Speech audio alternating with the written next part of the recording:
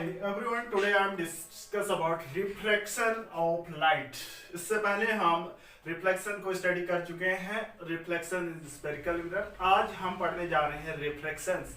क्या होती है रिफ्लेक्शन ऑफ लाइट? लाइट हम जानते हैं light is always travel in a straight lines. देखो रिफ्लेक्शन क्या होता है? बेंडिंग ऑफ लाइट रे when it pass from one medium to another medium। जब आपकी लाइट एक मीडियम से दूसरे मीडियम में क्या होती है, पास होती है, तो बैंड हो जाती है विथ डिफरेंट ऑप्टिकल डेंसिटीज। किसके साथ? अलग अलग डेंसिटी के हिसाब से वो क्या होती है, बैंड हो जाती है। तो ये डेंसिटी क्या होती है, आप ऑप्टिकल डेंसिटी क्या होती है? देखो medium in which light slower, जिसमें क्या होगा, आपकी लाइट स्लो मूव कर रही है जिस मीडियम में, वो ऑप्टिकली डेंसर मीडियम कहलाते हैं। जिस मीडियम में आपकी लाइट क्या होती है, स्लो क्या कर रही है, मूव कर रही है, तो उस मीडियम को कहते हैं हम optically denser medium. Next, optic when medium in which light faster, जिस मीडियम में हम क्या करते हैं, लाइट क्या होती है आपकी फास्ट मूव करती है, उस मीडियम को कहते हैं ऑप्टिकली रेयर मीडियम्स। ऑप्टिकली और रेयर मीडियम, ये रेयरर मीडियम होती है जिसमें क्या होती है, लाइट फास्ट मूवमेंट करती है।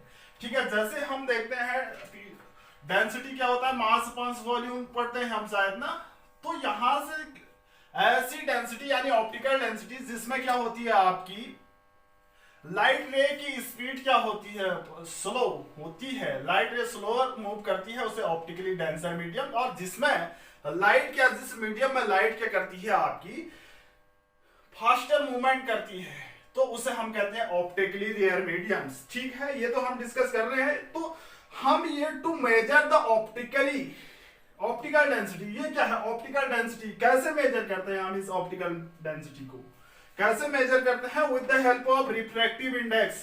तो देखो हमने क्या कहा, binding of light ray when it pass from one medium to another mediums with different optical density. देखो medium in which light slow, और जिसमें लाइट स्लो होती है उसे हम कहते हैं denser medium. Medium in which light faster, उसमें क्या होती है, ऑप्टिकली रेयर मीडियम कहलाती है। तो ये ऑप्टिकल डेंसिटी हम कैसे मेजर कर सकते हैं? इसके लिए एक टर्म्स है, क्वांटिटी है, फिजिकल क्वांटिटी, जिसे हम कहते हैं रिफ्रैक्टिव इंडेक्स। तो हम रिफ्रैक्टिव इंडेक्स को देखते हैं। देखिए क्या होता है आपका रिफ्रैक्टिव इंडेक्स। रिफ्रैक्टिव इंडेक्स यानी ऑप्टिकल डेंसिटी को मेजर करने वाला एक फिजिकल क्वांटिटी है। देखिए ये हम डिस्कस कर चुके हैं, जिसे हम आरआई से भी डिनोट करते हैं। रिफ्रैक्टिव इंडेक्स आरआई से भी शो कर सकते हैं। इसकी जो हम डिनोट करते हैं, इसे हम म्यू से क्या करते हैं, डिनोट करते हैं। ठीक है, जो रिफ्रैक्टिव इंडेक्स होता है किसके रिस्पेक्ट में होता है? देखो रिफ्रैक्टिव इंडेक्स म्यू होता है ratio of the speed of the light to the medium of the light. देखो म्यू इज इक्वल टू होता है आपका ratio of the speed of the light to the speed of the light in which mediums. किस medium की बात कर रहे हैं? देखो स्पीड ऑफ लाइट और जिस मीडियम में लाइट ट्रेवल कर रही है उसका जो रेशियो होता है उसे हम कहते हैं रिफ्रैक्टिव इंडेक्स। इसे क्या कहते हैं, रिफ्रैक्टिव इंडेक्स कहेंगे। Refractive index of the medium, देखिए ratio of the speed of light to the speed of the light in the medium is called refractive index of the medium. इसे कहते हैं refractive index of mediums. क्या कहेंगे, refractive index. इसको कहते हैं speed of light, speed of light, speed of light. और ये नीचे क्या होगा, speed of light in that mediums. ये क्या होगी, speed of light in that mediums. इसके रेशियो को हम कहते हैं refractive index. Mu is equal to c upon v, ये क्या कहलाता है आपका, और रिफ्रैक्टिव इंडेक्स कहलाता है।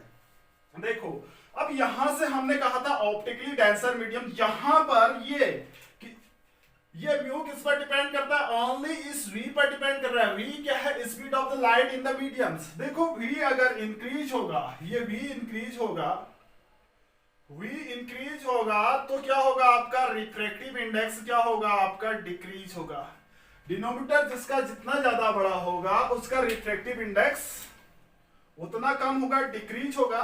इस मीडियम को हम कहेंगे ऑप्टिकली डेंसर मीडियम। ऑप्टिकली क्या डेंस मीडियम, यानी जहां पर क्या होगा, जिसमें स्पीड कम होती है। किसमें होगी स्पीड? स्पीड ज्यादा है तो क्या होगा, रिफ्रैक्टिव इंडेक्स क्या होगा आपका, कम होगा, ऑप्टिकली डेंस होगी। मीन्स हमने कहा था जहां पर क्या है आपकी रे क्या है स्लो मूवमेंट कर रही है तो ऑप्टिकली क्या होगी, डेंस मीडियम होगी।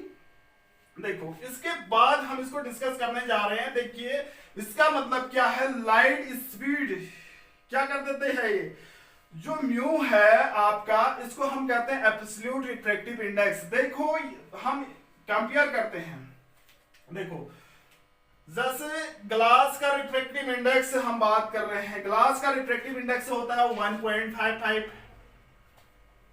1.55 ये क्या होता है, ग्लास का रिफ्रैक्टिव इंडेक्स होता है। तो ग्लास में कितनी होगी उसकी लाइट, ग्लास में जो लाइट होगी उसकी स्पीड क्या होगी। देखो हम क्या लिखते हैं, रिफ्रैक्टिव इंडेक्स 1.5 है equal to c upon v, तो v इज इक्वल टू क्या हो जाएगी आपकी c अपॉन 1.5, यानी 1.5 टाइम्स क्या हो जाएगी ग्लास में, यानी इतनी कम हो जाएगी। यानी हम कहेंगे जो रिफ्रैक्टिव इंडेक्स ऑफ डायमंड ये है ग्लास है 1.5 है, लाइट की स्पीड इस ग्लास में 1.5 टाइम्स कम हो जाएगी। क्या कहेंगे, ग्लास का रिफ्रैक्टिव इंडेक्स इतना है तो 1.5 टाइम्स क्या हो जाएगी, लाइट इतनी कम हो जाएगी इसकी स्पीड। लाइट के कंपेयर में, हम लाइट से कंपेयर कर रहे हैं, लाइट के कंपेयर में ग्लास की स्पीड क्या, ग्लास में लाइट की स्पीड कितनी हो जाएगी, 1.5 गुनी कम हो जाएगी। ऐसी जैसे हम डायमंड की बात करते हैं, डायमंड का रिफ्रैक्टिव इंडेक्स क्या होता है आपका, डायमंड की बात करते हैं 2.4 होता है, तो यहां पर कितनी हो जाएगी इसकी 2.4 equal to c upon v, यहां से हम v इज इक्वल टू क्या लिखते हैं c अपॉन 2.44। ये डायमंड में लाइट की स्पीड कितनी हो जाएगी आपकी, इतने टाइम्स हो जाएगी, यानी 2.4 टाइम्स कम हो जाएगी। स्पीड ऑफ लाइट से इतनी कम हो जा रही है, यानी सबसे ज्यादा स्पीड कहाँ है लाइट में, लाइट की कहाँ होती है आपकी एयर में ही होती है। देखो अब एक बात आती है यहां पर, क्या रिफ्रैक्टिव इंडेक्स लाइट का, देखो अगर आपकी कोई रे क्या होती है, रिफ्रैक्टिव इंडेक्स क्या ग्रेटर देन म्यू कितना हो सकता है, 1 से बड़ा होगा या 1 से छोटा भी हो सकता है। म्यू हमेशा 1 से ही बड़ा होगा। 1 कब होगी, जब आपकी लाइट कहां पर ट्रेवल कर रही है, सी अपॉन सी मींस एयर या वैक्यूम में ट्रेवल कर रही है। वैक्यूम में देखो एयर में वैक्यूम ट्रेवल, एयर या वैक्यूम में ट्रेवल कर रही है, तो v इक्वल टू क्या हो गया आपके c होगी, तो म्यू इक्वल टू क्या होगा c अपॉन c, यानी ये क्या होगा म्यू इक्वल टू 1 होगी। और सबसे ज्यादा स्पीड यहीं पर होती है आपकी, तो हमेशा क्या होगा, म्यू क्या होगा ग्रेटर देन क्या होगा 1 होगा। ठीक है, म्यू क्या होगा ग्रेटर देन 1 होगी। तो ये तो क्या है ऑप्टिकल डेंसिटी मेजर करने का एक क्वांटिटी है जिसे हम कहते हैं रिफ्रैक्टिव इंडेक्स। जहां पर म्यू क्या होगा ज्यादा होगा, वहां पर उसकी स्पीड उतनी ही क्या होगी कम होती जाएगी। म्यू जिसका जितना जाता है, रिफ्रैक्टिव इंडेक्स जिसका जितना ज्यादा होगा उसमें लाइट की स्पीड क्या होगी कम होती जाएगी। ये क्या है ऑप्टिकल डेंसिटी को मेजर करने के लिए एक फिजिकल क्वांटिटी होती है जिसे हम कहते हैं रिफ्रैक्टिव इंडेक्स। क्या कहेंगे, रिफ्रैक्टिव इंडेक्स। ठीक है, अब इसके रूल्स पढ़ते हैं। देखो किसे कहते हैं रिफ्रैक्शन, बैंडिंग ऑफ लाइट किसे कहते हैं। देखिए यहां पर हम डिस्कस करने जा रहे हैं बैंडिंग ऑफ लाइट। पहला रूल है bending of light, bending of light. देखो अगर हम रेयरर से जा रहे हैं डेंसर में, कहा जा रहे हैं, ये क्या है आपका कोई ट्रांसपेरेंट मीडियम है, मींस रिफ्लेक्शन का बैंड कहां पर लाइट होती है, जहां पर ऑप्टिकल डेंसिटी डिफरेंट होती है।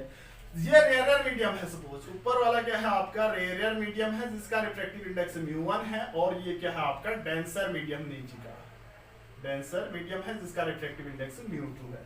कहां स्पीड ज्यादा होती है, रेयरर में क्या होती है स्पीड ज्यादा होती है, क्या होती है, रेयरर मीडियम में स्पीड क्या होती है, ज्यादा होती है भाई। क्यों होगी, यहाँ का μ1 कम होगा तो μ2 क्या होगा आपका, ग्रेटर देन μ1 है। अगर ऐसा है तो इसमें स्पीड ज्यादा होगी। मैंने कहा था जिसका रिफ्रैक्टिव इंडेक्स कम होता है उसमें स्पीड ज्यादा होगी। तो देखो अगर हमने कहा ये रेयर मीडियम है, ये डेंसर मीडियम है, कोई रे इसमें इंसिडेंट होती है, कोई रे इसमें इंसिडेंट हो रही है तो क्या होगा, ये रिफ्रैक्ट होगी। यहां पर हम एक नॉर्मल ड्रॉ कर देते हैं। ये क्या है आपका, नॉर्मल है, इंसिडेंट एंगल आई है।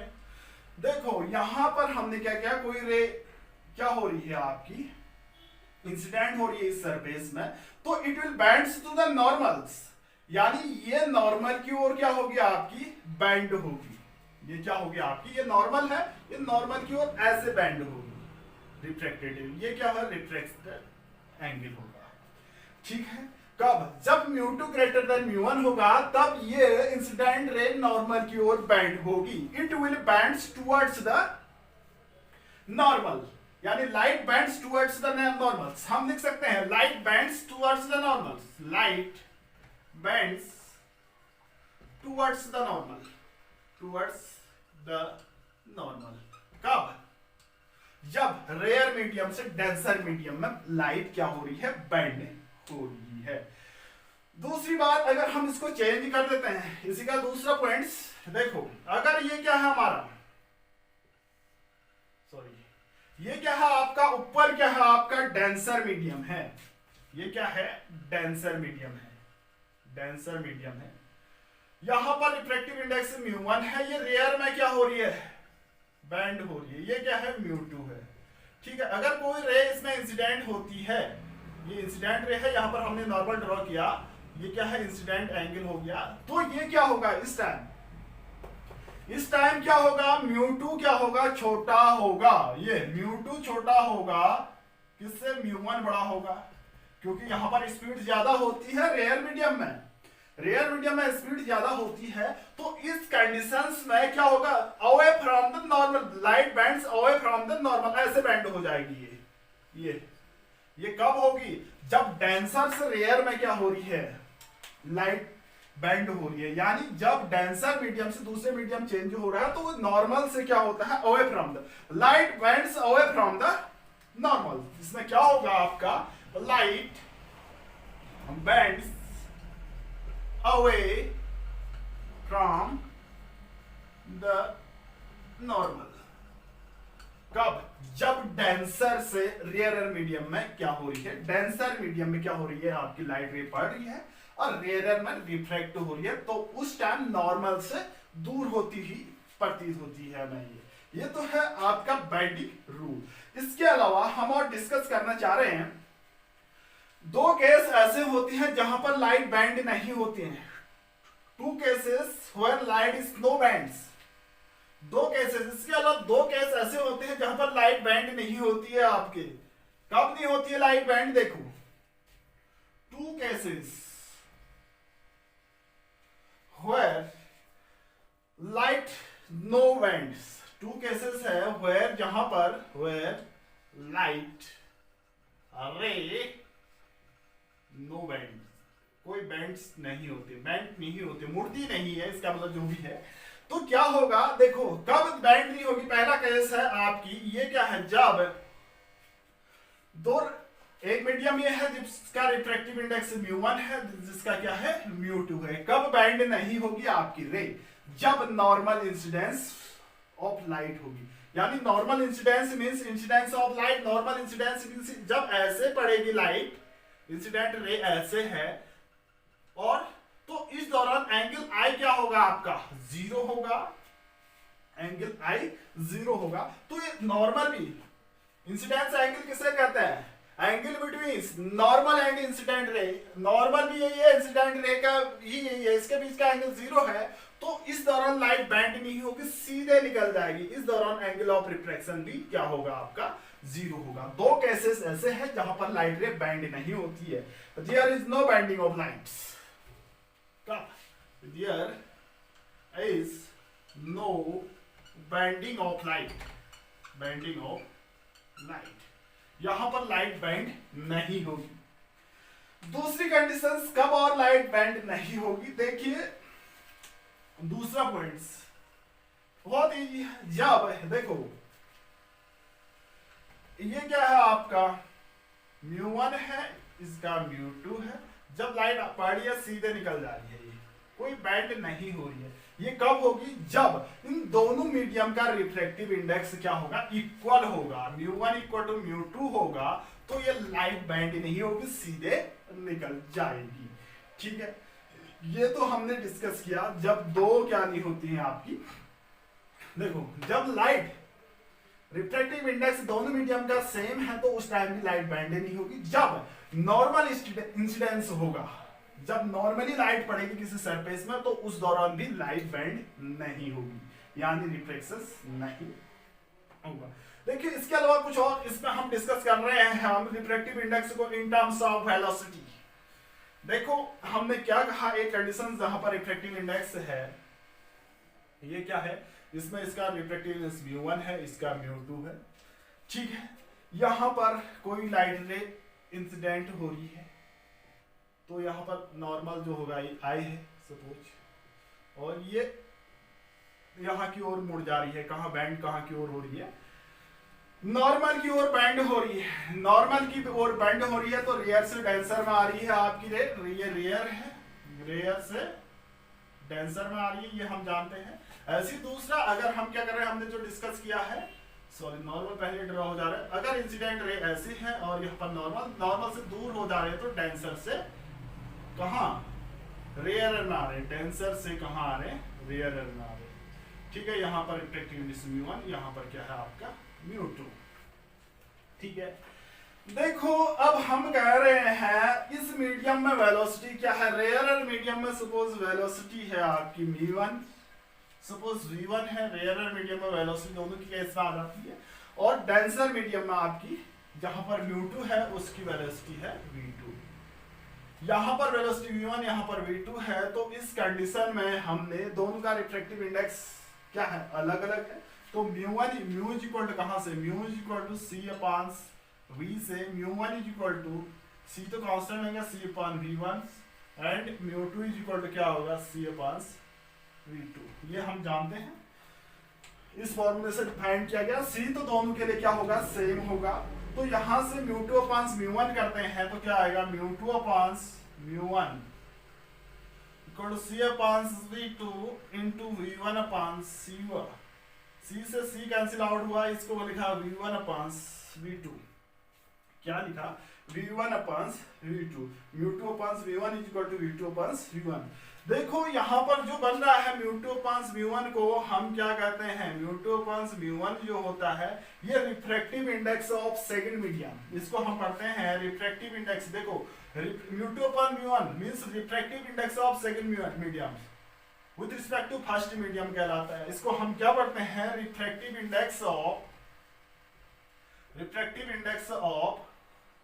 Second medium with respect to first medium। देखो μ2 1 पढ़ते हैं इसको, μ2 upon μ1 को इसको पढ़ते हैं μ2 1। ये क्या आ गया आपका refractive index of second medium with respect to first कहते हैं। तो यहाँ इसको हम क्या लिखते हैं, μ2 रिफ्रैक्टिव, देखो ऐसे refractive index of second medium with respect to first is equal to μ2 upon μ1 is equal to क्या है, v1 अपॉन v2। एक लेसन तो ये बन चुका है हमारा, क्या बना, relation between refractive index and speed of lights के बीच में हमारा रिलेशन ये आया हुआ, refractive index of second medium with respect to first is equal to μ2 upon μ1 is equal to v1 upon v2। ये हम डिस्कस कर चुके हैं। इसके अलावा हमने कुछ कक्षा 11th क्लास 11th में हम कुछ चीजें पढ़ चुके थे, relation between speed of light and frequency और वेवलेंथ में रिलेशन पढ़ा था। v इक्वल टू क्या पढ़ा था, f लैम्डा पढ़ा था। v वेलोसिटी होती है, f क्या होता है। देखो v और लैम्डा की बात कर रहे हैं हम, v और लैम्डा की बात करते हैं, ये हम जानते हैं since v equal to f lambda कक्षा 11 में पढ़ चुके हैं। ये किस पर, v और लैम्डा मीडियम पर डिपेंड है, डिपेंडिंग मीडियम, V और लैम्डा डिपेंडिंग मीडियम है, और ये F जो है फ्रीक्वेंसी जो है आपकी, ये सोर्स पर डिपेंडिंग है, डिपेंडिंग ऑन सोर्स। ये कहां पर है? Depending on source. देखो तभी हम रिफ्रैक्ट हो रही है रे, तो फ्रीक्वेंसी क्या होती है? कांस्टेंट होती है, यानी ये सोर्स पर डिपेंड करते हैं। ये दो कहां पर डिपेंड करते हैं? आपके मीडियम पर। इसको मैंने इक्वेशन x दे रखा है, मीडियम पर डिपेंड करते हैं, ठीक है। तो यहां पर हम क्या लिख सकते हैं? v1 is equal to, suppose हमारी पहले मीडियम में स्पीड क्या है? v1 है, तो v1 is equal to f into lambda 1। पहले मीडियम में वेवलेंथ क्या है? लाइट की लैम्डा 1 है। ऐसी v2 इज इक्वल टू क्या लिख सकते हैं? f इंटू लैम्डा 2 लिख सकते हैं। तो यहां पर फ्रॉम इक्वेशन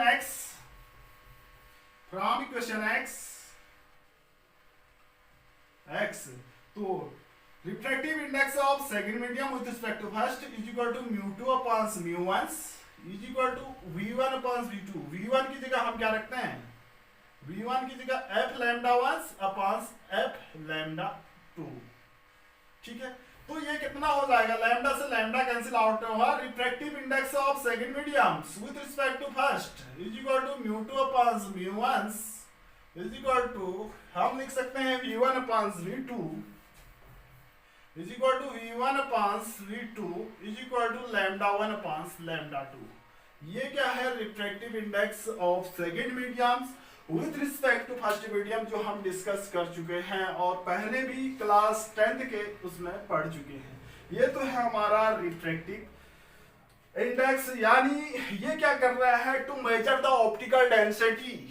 ये ऐसी फिजिकल क्वांटिटी है जो मेजर करती है ऑप्टिकल डेंसिटी कैसी है, कहां पर लाइट की स्पीड ज्यादा होगी, कहां पर कम होगी। ये इससे हम कंक्लूजन प्राप्त करते हैं, ठीक है। अब इसके बाद आते हैं law of refraction. Law of refraction,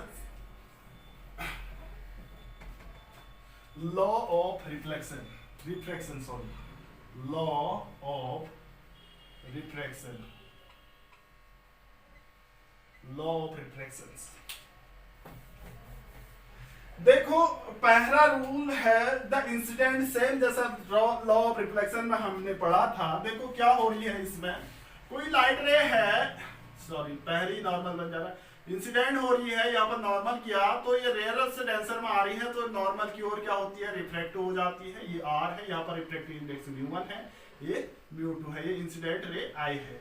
देखो ये नॉर्मल है, ये तीनों क्या है? एक ही प्लेन में है। तो हम क्या रखते हैं? The incident ray and the incident, पहला रूल है the incident ray comma normal and refracted ray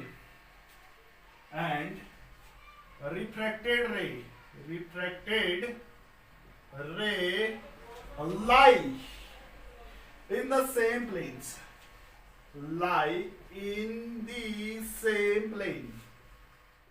same plane, एक ही प्लेन में है, ये हम पढ़ चुके हैं बार बार। Same planes at the point of incidence, at the point of incidence.